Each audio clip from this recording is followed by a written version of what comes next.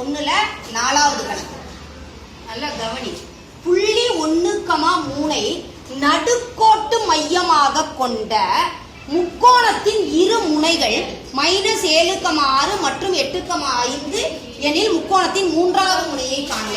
இது சும்மா புரியறதுக்காக நான் இந்த படம் போட்டுக்கிறேன். இதுதான் என்னது? நடுக்கோட்டு மையம். அந்த வார்த்தை வந்த உடனே நீ என்ன பண்ணிடலாம்?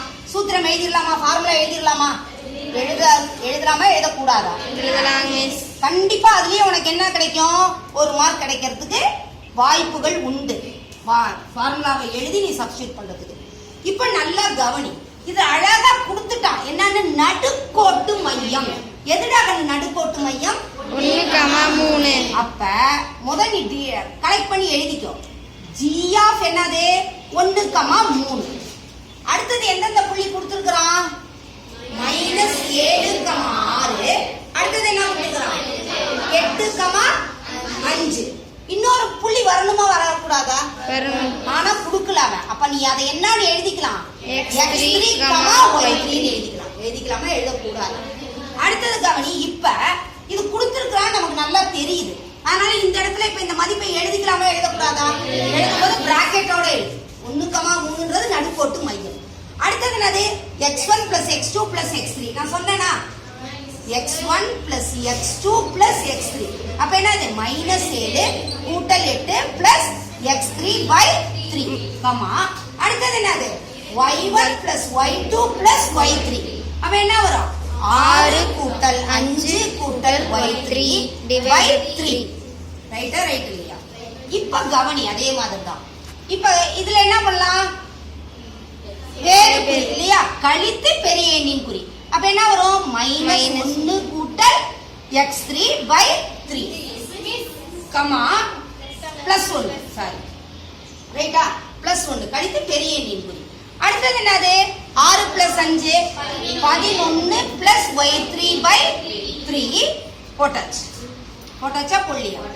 ஏற்கனவே நான் ஒரு கணக்கு சொல்லி கொடுத்தேன். நடுப்புள்ளிக்கு எக்ஸினுடைய மதிப்பை எதோட இது பண்ணணும்?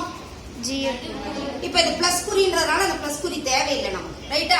இப்ப இதை என்ன பண்ணணும்? இதோட நம்ம சமப்படுத்தி பார்க்கணும். எக்ஸினுடைய மதிப்பை எக்ஸோட, ஒய்யோட மதிப்பை ஒய்யோட சமப்படுத்தி பார்க்கலாம். அப்ப என்ன எழுதிக்கலாம்? 1 + x3/3 = என்னடாகன்னு? 1. ரைட்டா? ரைட் இல்லையா? அடுத்தது என்னது? 11 + y3/3 = 3 = என்னது? 3. இப்ப அதே மாதிரி தான் 1 கூட்டல் x3 இந்த வகுத்துல இருக்கக்கூடிய 3 என்ன ஆகும்? பெருக்கல். ஒரு 3 என்ன? 3. அதுக்காக ஒவ்வொரு ஸ்டெப் செஞ்சுட்டு இருக்காங்க. ரைட்டாடாக்குன்னு. அடுத்தது என்ன வேணும்? x3 கண்டுபிடிக்கணும். அதனால 3. இந்த 1 இந்த பக்கம் சமக்குறிக்கு இந்த பக்கம் போகும்போது +1 என்னவா மாறுது? -1. அப்ப x3 = என்னது? 2. கண்டுபிடிச்சோமா? அதே மாதிரி y3 கண்டுபிடிக்கலாமா? 11 கூட்டல் y3 = 3. இந்த வகுத்துல இருக்க 3 இந்த பக்கம் போனா என்னவா மாறும்? பெருக்கல். அப்ப 3 என்னது? 9. அடுத்தது என்ன கண்டுபிடிக்கணும்?